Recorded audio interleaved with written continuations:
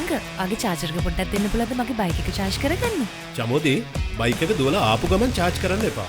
මොකද බැටරි වල හීට් එක අඩු කරන්න පැය භාගයක්වත් තියෙන්න ඕන. ඒ වගේම මගේ බයික් එකේ චාර්ජරෙන් ඔයාගේ බයික් එක චාර්ජ් කරන්න බෑ.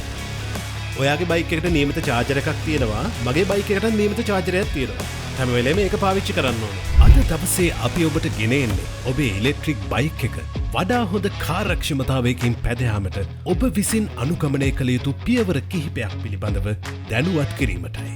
ඔබේ ඉලෙක්ට්‍රික් බයික් එකේ මෝටර් ජවය ලබා දෙන්නේ එහි ඇති බැටරි මගින්. මෙම බැටරි චාර්ජ් කිරීම සඳහා අප විසින් ලබා දෙන සම්මත චාර්ජරයෙන්ම භාවිතා කරන්න.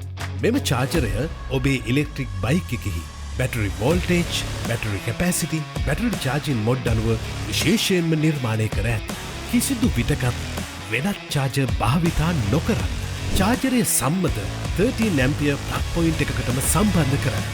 එලි බහඩේ තබා චාර්ජ් කිරීමෙන් මෙන්ම එක්ස්ටෙන්ෂන් කෝඩ් හා ෂොකට් ආධාරයෙන් චාර්ජ් කිරීමෙන් වළකින්න. දීර්ඝ ගමනාන්තයකට පසුව මෙන් බැටරි වල බලය අඩකට වඩා අඩුවෙන් පෙන්වයි නම් අනිවාර්යයෙන්ම චාර්ජ් කරන්න. කිසිදු විටකත් සම්පූර්ණ බැටරි බලය ෂර්වී යාමට ඉඩ නොදෙන්න. චාර්ජරයෙහි LED බල්බය කොළ පාටට හැරෙන විට චාර්ජ් කිරීම නවත්වන්න. කෙලින්ම හිරුවෙලිය නොවැටෙන සහ වැස්ස පින්න නොවැටෙන ස්ථානයක ඔබේ ඉලෙක්ට්‍රික් බයික් එක නවත්වා චාර්ජ් කරන්න. චාර්ජ් කරන කාල සීමාව තුළ චාර්ජර් එක හොඳින් වාතාශ්‍රය ලැබෙන පරිදි ආවරණය නොකොට තබන්න. පළමුවෙන්ම චාර්ජරයේ බයික් එකට සම්බන්ධ කරන DC අග්‍රය බයික් එකට සම්බන්ධ කොට දෙවනුව චාර්ජරයේ AC විදුලි සැපයුමට සම්බන්ධ වන අග්‍රය සම්බන්ධ කර විදුලි සැපයුම ලබා දෙන්න.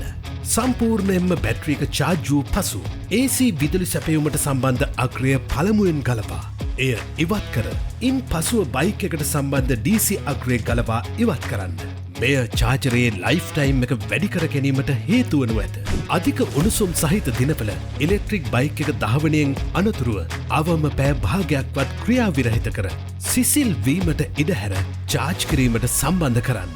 ඔබ ඉලෙක්ට්‍රික් බයික් එක භාවිතා නොකරන්නේ නම් බ්‍රේක ස්විච් එක ඕෆ් කරන්න. දිගු කාලයක් ඔබේ ඉලෙක්ට්‍රික් බයික් එක භාවිතා නොකර සිටීම අනුමත කළ නොහැක. ටයර් දෙක සම්මත වායු පීඩනයේ 40 ස්ටෑන්ඩර්ඩ් ටයර් ප්‍රෙෂර් පවත්වා ගැනීමට වැඩි කිලෝමීටර් ගණනක් දහවනය කිරීම සඳහා බලපානු ලබයි. ඔබට සහයවීම සඳහා අපගේ දිවයින පුරා විසිරුණු සේවා ජාලය අමතන්න. 0115 400 400